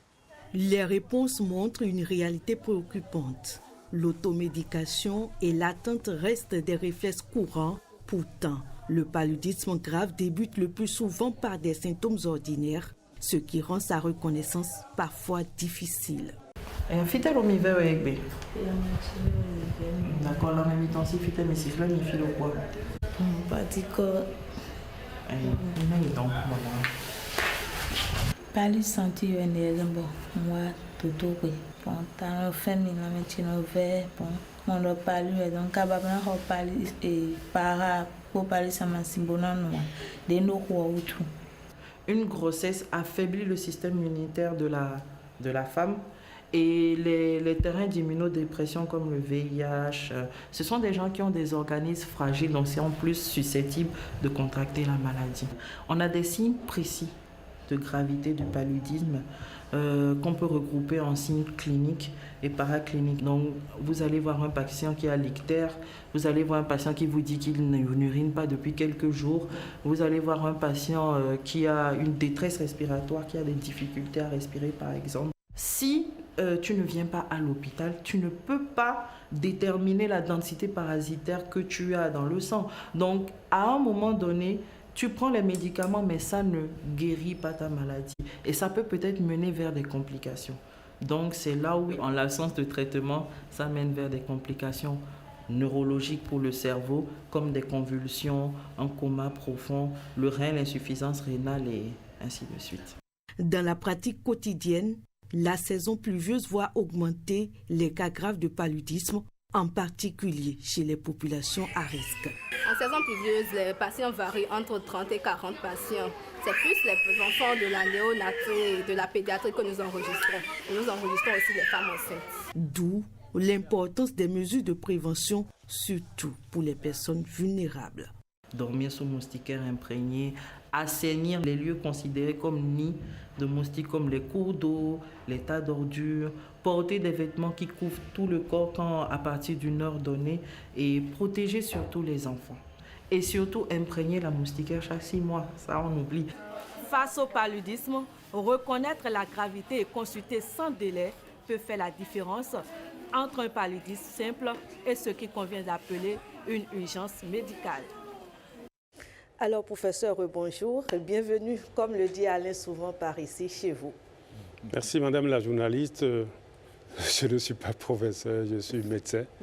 Médecin pédiatre, coordonnateur du programme national de lutte contre le paludisme. La précision était importante. Docteur Danlonoubo, merci, d'avoir répondu à notre appel. Quel est l'état des lieux de la lutte contre le paludisme aujourd'hui dans notre pays? Merci, monsieur le journaliste. Le Bénin, comme tous les pays endémiques du paludisme, essaye d'implémenter les stratégies recommandées par l'OMS pour contrôler efficacement le paludisme. Et malgré tout ce qui est fait, le paludisme continue d'être un problème de santé publique. Et dans notre pays, la première cause de consultation, d'hospitalisation et de décès. De façon pratique, 3 consultations sur 10 sont liées au paludisme, 2 hospitalisations sur 10 et 13 décès sur 100. Et les enfants âgés de moins de 5 ans payent le plus grand prix à cette maladie. Sur les 3-4 dernières années, précisément de 2022 à 2025, l'incidence et le taux de mortalité, ça a baissé d'à peu près 40% dans notre pays, ce qui montre un peu les progrès qui sont réalisés. Lorsqu'on passe à l'échelle sous-régionale, dans le classement fait par l'OMS, dans son dernier rapport, le Bénin occupe la 17e place par rapport au nombre de cas et la 19e place par rapport au nombre de décès. Ceci représente un progrès de 2 pas pour la première situation et 1 pas pour la deuxième situation. Ça veut dire que progressivement, nous avançons à notre rythme. Alors, au Bénin, on reste au Bénin, quelles sont les zones les plus touchées justement par cette maladie-là? Au Bénin, il faut dire que toutes les régions du pays sont touchées de diverses manières. C'est vrai que lorsque nous faisons une stratification, on se rend compte qu'à partir des collines, du département des collines jusqu'au nord, l'incidence est un peu plus forte que dans la partie sud du pays. Encore que dans la partie sud du pays, la situation n'est pas équitable, c'est inégalement réparti. Merci. Alors, intéressons-nous à présent à la stratégie nationale, docteur. Quelles sont les grandes orientations justement de cette stratégie-là pour lutter efficacement contre le paludisme?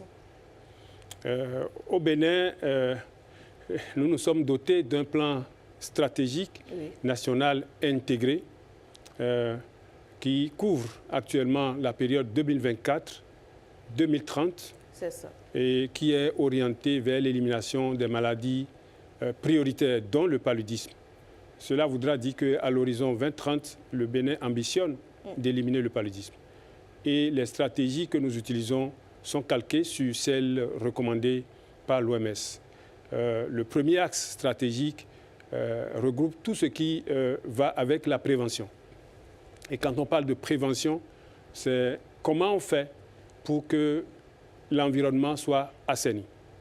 L'environnement proche de nos habitations, mais l'environnement de façon globale. Et à ce niveau, nous faisons la promotion de l'identification et de la destruction des gîtes larvaires. Vous savez aussi que notre pays, depuis bientôt 10 ans, donne un cachet particulier à un projet que nous appelons le projet asphaltage et qui permet d'assainir les grandes villes. Ça contribue énormément à cet assainissement de l'environnement. Le deuxième volet, c'est la distribution et l'utilisation des moustiquaires. À ce niveau, il y a plusieurs stratégies. Il y a la distribution en routine aux femmes enceintes et aux enfants de moins d'1 an qui sont complètement vaccinés. La femme enceinte, lorsqu'elle va en consultation prénatale pour la première fois, normalement, elle a droit à sa moustiquaire imprégnée. Et l'enfant de moins d'1 an, lorsqu'il est complètement vacciné à 9 mois, a droit à une moustiquaire imprégnée de façon systématique. À cette distribution de routine, nous associons la distribution à des groupes spécifiques. Par exemple, lorsqu'il y a une catastrophe, lorsqu'il y a une inondation et les populations sont déplacées, on va à leur secours et on leur donne des moustiquaires pour qu'elles se protègent. À cette distribution de routine, on associe la distribution en campagne. Oui. Et depuis près d'une vingtaine d'années, notre pays respecte cet engagement. Et la dernière campagne en date, c'est celle de cette année qui a été officiellement lancée le 8 avril passé à Ouidah par le ministre de la Santé. Et là, c'est à peu près 8 millions de moustiquaires qui sont destinés pour toute la population, avec environ 3 900 000 ménages recensés et qui doivent bénéficier de ces moustiquaires. Alors, ça fait beaucoup d'actions, beaucoup d'initiatives qui visent justement à endiguer le mal haleine. Mais comment vous les évaluez à l'arrivée? Je n'ai pas fini, parce que... Il en reste encore? Il reste encore des moyens que vous déployez. Il en reste. On fait la promotion de la double barrière. C'est-à-dire que nos portes et fenêtres, on doit pouvoir les protéger avec des grillages. Mais il y a aussi la chimioprévention. La chimioprévention, ce sont des molécules qu'on administre aux enfants âgés de moins de 5 ans pour que si éventuellement ils avaient été piqués, que le cycle de la maladie n'aboutisse pas au point de les rendre malades. Il y a également, comme vous le savez, la vaccination contre le paludisme qui a été introduite il y a 2 ans, presque jour pour jour. Et là, ce sont des milliers, des centaines de milliers d'enfants qui sont déjà vaccinés dans 16 zones sanitaires. Docteur, quand on fait tout ça, quand on déploie tous ces moyens, à l'arrivée, comme le demandait Christelle, comment est-ce que vous l'évaluez? Pour quels résultats aujourd'hui? L'évaluation, d'une manière simple, c'est déjà ce que j'ai partagé avec vous, puisque au jour le jour, les indicateurs sont monitorés, sont suivis, et nous essayons d'apprécier un peu l'impact de ces interventions sur la mortalité. Mais il y a aussi des évaluations qui sont réalisées à travers des enquêtes. Il y a par exemple l'enquête MAIS et l'enquête EDS, et là, c'est l'INSTAD, par exemple, qui conduit l'enquête EDS, et ça nous permet de croiser les données pour voir quel est l'impact des interventions sur la santé des populations. Et je crois que l'INSTAD est en train de s'apprêter pour conduire la prochaine enquête d'ici la fin de cette année ou au plus tard début de l'année prochaine. D'accord. Alors, on sait que le gouvernement a annoncé la création d'une agence, notamment l'Agence nationale de lutte contre la malaria et les moustiques. Est-ce que vous pouvez nous rappeler déjà les missions, sinon les prérogatives de cette nouvelle agence? Oui, les prérogatives de cette agence, comme la dénomination l'indique, cette agence a pour mission principale de renforcer la prévention en vue de réduire la mortalité et la morbidité liées au paludisme. Et quand on voit les attributions, elles sont beaucoup plus orientées vers la lutte anti-vectorielle intégrée. Et donc, c'est une agence qui va beaucoup plus renforcer la prévention. Et comme on le dit, mieux vaut prévenir que guérir. Et nous pensons qu'avec cette synergie d'action, nous allons parvenir à l'élimination du paludisme à l'horizon 2030. Et cela témoigne encore de l'engagement politique, de l'engagement du gouvernement. Et c'est le moment de saluer son Excellence, Monsieur le Président Patrice Talon, pour tout son engagement et tout ce qu'il fait dans le cadre de la lutte contre le paludisme de façon particulière. Le gouvernement fait sa part, comme vous le dites si bien, docteur Danlonumbo. Quelle devrait être la partition des populations, surtout celles résidentes dans des zones à risque comme les zones marécageuses? Monsieur le journaliste, effectivement, si on déploie tout ce mécanisme, toutes ces interventions et que la population ne joue pas sa partition, effectivement, on n'aura pas l'impact souhaité. Et donc, l'engagement de la communauté à respecter les directives, par exemple les moustiquaires, si on les distribue, il faut que chaque personne, chaque membre des ménages puisse l'utiliser chaque soir, comme cela c'est recommandé. Il arrive parfois qu'on retrouve des moustiquaires à des endroits donnés, mais les retours que nous avons sur la base des données d'enquête montrent que généralement ce sont les moustiquaires déjà fatigués qui ne sont plus utilisables dans les ménages, que les gens déploient à d'autres fins. Et nous souhaiterions que vraiment ça soit ainsi et que les moustiquaires neufs, efficaces, encore utilisables, soient vraiment utilisés pour protéger les populations. Alors, pour aller dans le même sens que Alain, docteur, on constate encore qu'il y a un recours à l'automédication qui se fait justement par la population avec des traitements inadaptés. Comment est-ce que vous ne pensez pas que c'est un autre défi qu'il va falloir relever? Oui, madame, ce défi rejoint un peu la question de tout à l'heure, puisque l'État fait l'effort de déployer les formations sanitaires dans toutes les contrées et fait l'effort également de subventionner les intrants. Par exemple, lorsque vous allez dans une formation sanitaire, on ne vous réclame pas de l'argent pour vous tester et voir si vous souffrez du paludisme ou pas. Le test de diagnostic rapide, il est gratuit dans toutes les formations sanitaires. Les médicaments que nous utilisons et que nous appelons couramment ACT sont subventionnés et les prix auxquels vous les avez dans les formations sanitaires, ce ne sont pas ces prix que vous trouvez en officie. Et donc tout ça, c'est fait pour faciliter l'accès aux soins. Malheureusement, il y a encore quelques franges de la population qui, devant les symptômes du paludisme, tentent de se traiter soi-même. Et c'est lorsque ça ne va pas qu'elles se dirigent vers les formations sanitaires. La conséquence, elle est double. La première, c'est le retard à des soins de qualité. Et ces retards peuvent conduire aux complications, voire au décès. La deuxième conséquence, c'est le mésusage ou l'utilisation inappropriée des médicaments qui, à la longue, peut favoriser la survenue des résistances. Parce que sans les maux de tête, ça ne veut pas dire que j'ai forcément le paludisme. Mais si je me mets à utiliser des médicaments destinés au paludisme, c'est un usage inutile, inapproprié et voire dangereux. Et il y a des histoires comme ça où les gens parlent même de paludisme chronique.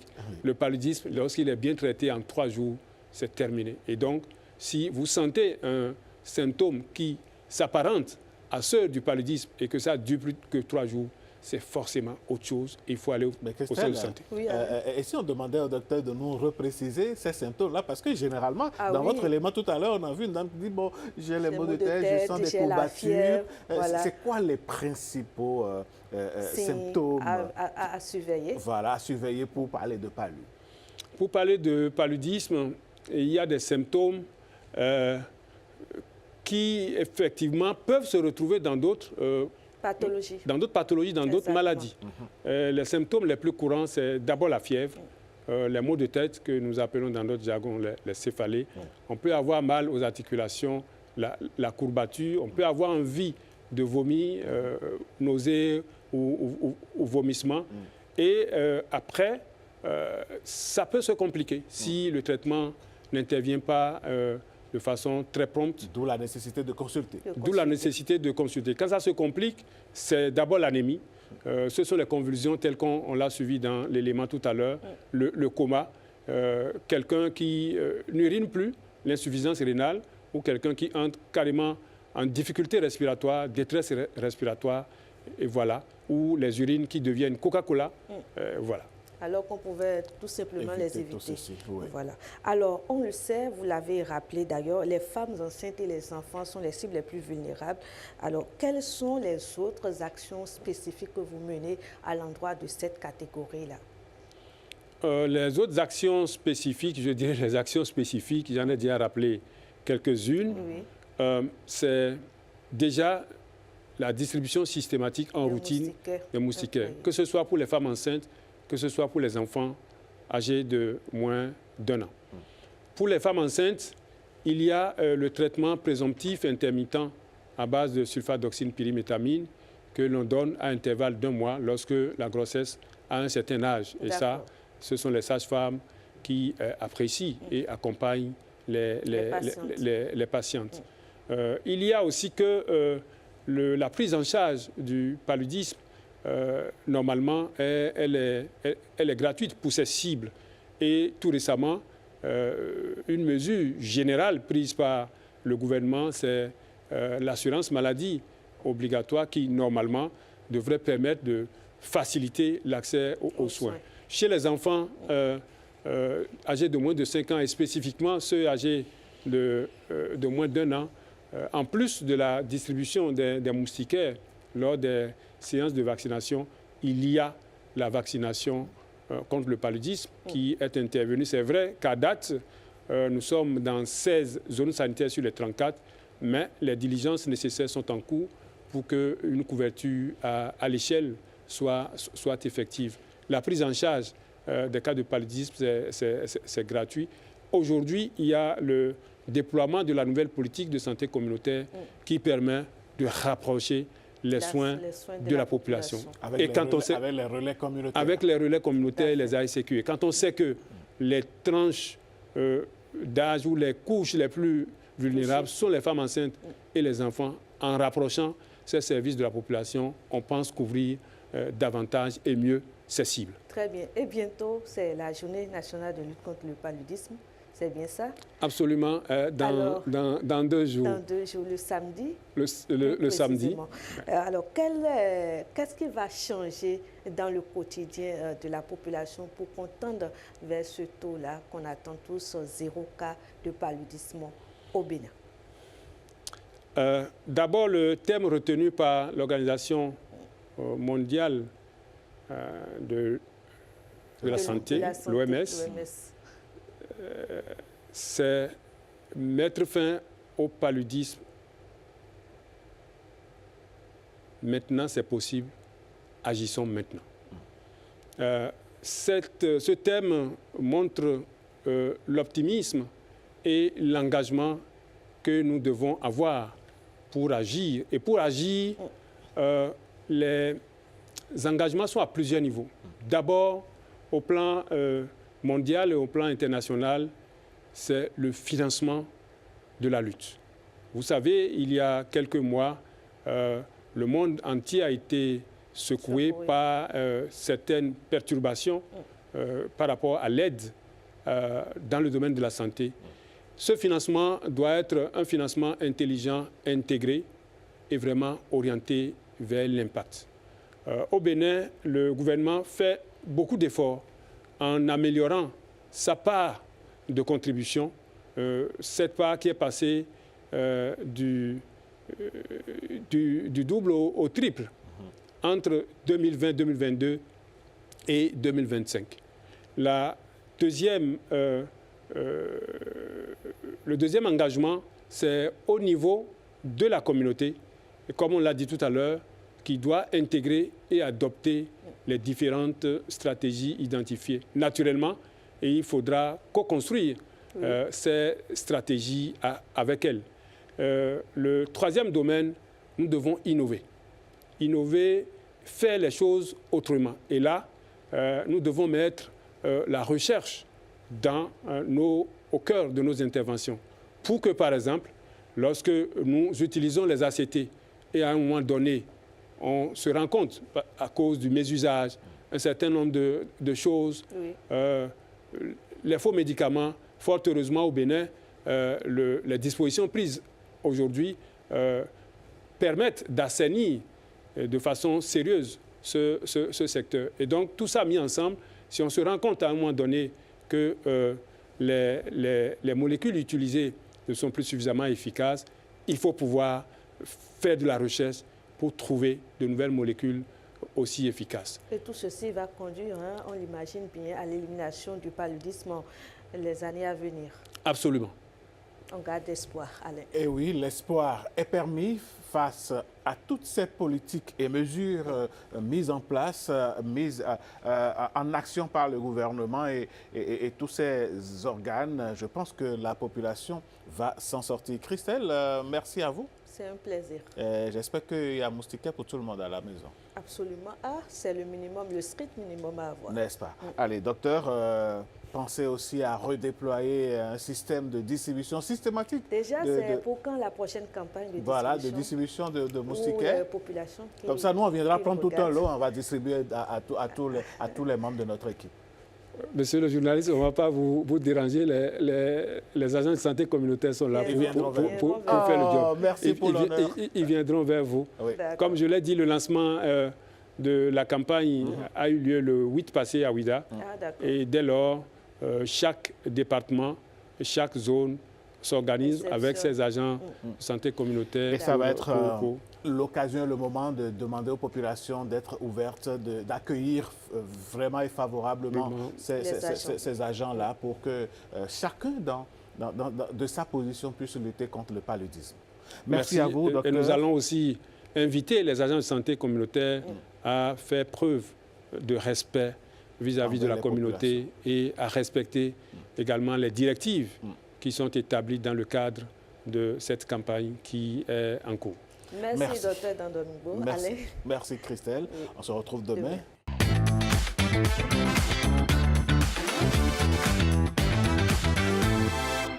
Blaise Adankpo, bonjour. Bonjour Alain Sotoumé, bonjour à toutes, bonjour à tous. Nous abordons la dernière ligne droite en ce qui concerne le 21e tour du Bénin.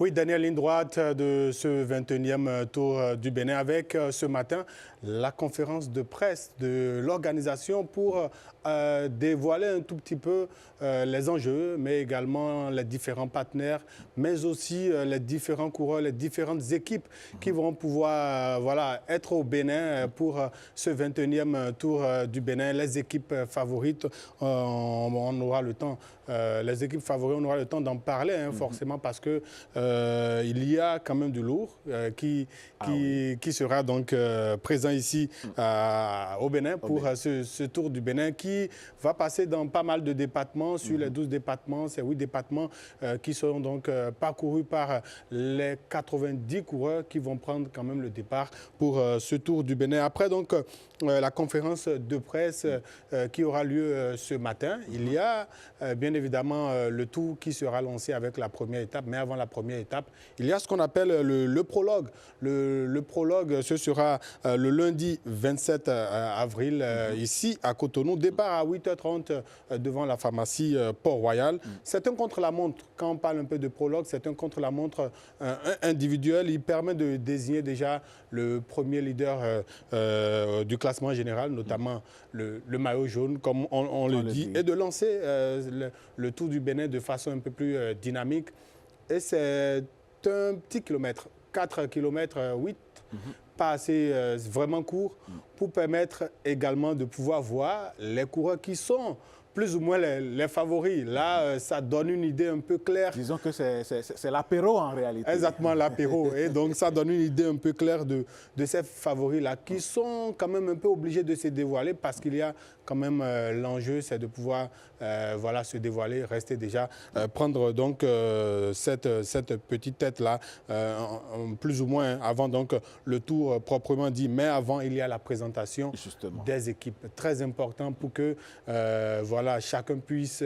Ça, c'est avant le lundi. Oui, ça, c'est avant le lundi. Ça sera le dimanche dans l'après-midi au niveau de l'esplanade de l'Amazone pour le public. Venez voir un peu les coureurs béninois, qui sont-ils?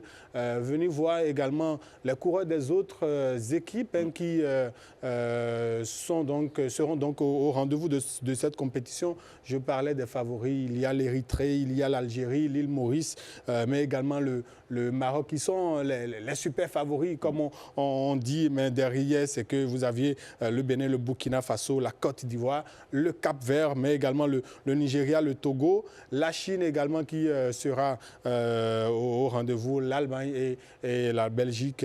Souvent, il y a des nations qui viennent à ce tour du Bénin en club.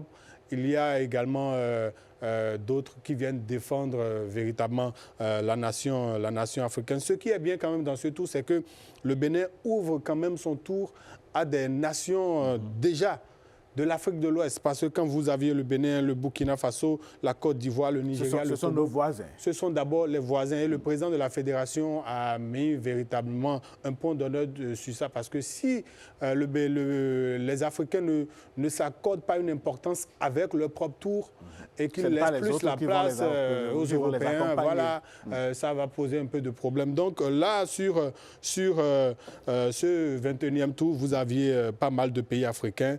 Et voilà. Mais au-delà de tout ça, Blaise Adankpo, quand on prend ce tour du Bénin, quelle est la distance la plus longue? Alors, si vous voulez voir la distance la plus longue, il faut attendre clairement la 3e étape. La 3e étape, ça fait 169 km 76. Je ne sais pas si vous voulez faire du vélo. Et c'est entre Djougou et Mantin. Je n'en suis pas un professionnel de toutes les façons. De toute façon, eux, ils sont professionnels, ils sont habitués. Et ils peuvent rouler à 80 à l'heure à vélo. Ça va. Certaines fois, ça peut aller très vite. Ils peuvent rouler à 50 à l'heure à vélo. Ça voudra dire que si un vélo est à 80 à l'heure et que ça vous ramasse, vous faites un accident. Tout à fait. Vous pouvez... et donc, ce n'est pas du jeu. Ce n'est pas du jeu. Et donc, certaines fois, la course, ça va vraiment très vite. Et quand ça va vraiment très vite, voilà, c'est les coureurs qui décident du tempo de la course. Aujourd'hui, ils peuvent venir et rouler à 30 à l'heure. Ils peuvent rouler à 40 à l'heure. C'est eux qui dictent un peu le tempo de la course. Et donc, avant la 3e étape, il y a la première étape pour lancer un peu ce tour. Ce sera entre Zayanando et Savè, 126 km entre Zayanando et Savè, passage par Dassazoumen, mais également par Glazoué. Ceux qui ont le temps peuvent aller au marché de Glazoué acheter des yams. Mais il y a également Panouian également. La 2e étape, ce sera entre Ndali Beterou et Tchaourou, également une longue distance pour ceux qui prennent également souvent cette voie. On a parlé déjà de la 3e étape. La 3e étape, si vous voulez de l'arachide, vous vous arrêtez après Kéter, vous en achetez. Après, si vous êtes un coureur que vous voulez en prendre, vous en prenez. Près Kéter, Pira, Basila également. Et, la 4e étape, ce sera le vendredi 1er mai, lors de la fête du travail. Ils seront en train de faire leur boulot sur les routes béninoises entre Dasso et Porto Novo, passage par Ouenri, Adjawere, Pobert, mais également Sakété et Akro-Missérété.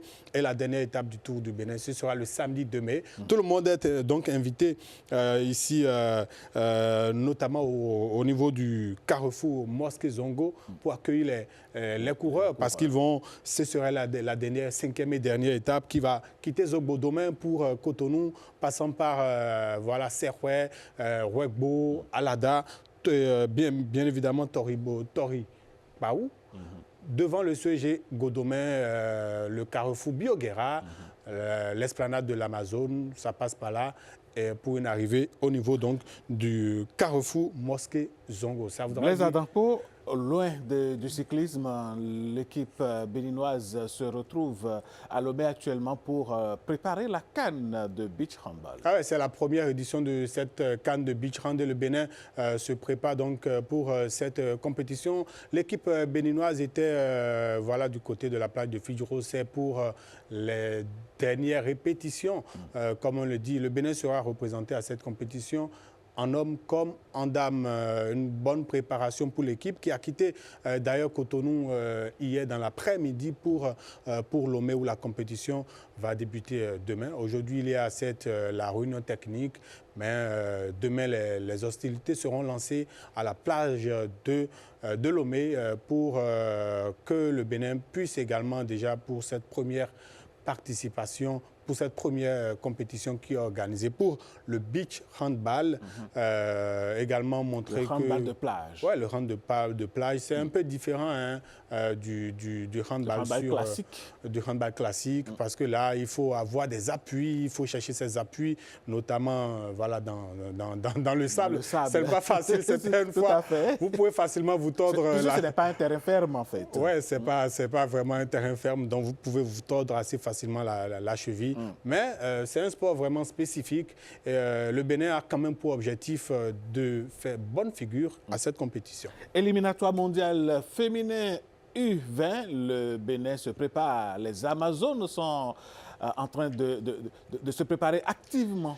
Oui, si on prend donc le calendrier, aujourd'hui nous sommes le 23, le match aller face à l'équipe de la Côte d'Ivoire dans le cadre donc de ce dernier tour des éliminatoires du mondial féminin U20, c'est que le Bénin va jouer le samedi 2 mai du côté des Bimpe. C'est un grand stade hein, parce que Bimpe, c'est là que s'est jouée la finale de la Coupe d'Afrique des Nations remportée par la Côte d'Ivoire face à l'équipe du Nigeria. Nos joueuses seront donc du côté des Bimpe pour affronter les éléphantes U20 pour une place, notamment pour Pologne 2026. Ce qui est bien, c'est que les deux équipes ont un très bon parcours. Ne parlons pas du Bénin, qui a eu un très bon parcours. Match retour, ce sera le 10 mai du côté du stade de Kégué. Et pour l'instant, le regroupement, ça se passe très bien avec les joueuses, les Amazones U20, qui ont véritablement en ligne de mire de pouvoir se qualifier pour la toute première fois pour une équipe féminine de football à une Coupe du Monde. Allez, Blaise Anakpo, vous, par contre, vous êtes qualifié à céder votre place à Marcel Arrossi pour la c'est ça, pour vaquer à d'autres occupations, comme la conférence de presse du Tour du Bénin tout à l'heure. Merci à vous, Blaise Anakpo. Mesdames, Messieurs, on va installer Marcel Arrossi avec cette virgule.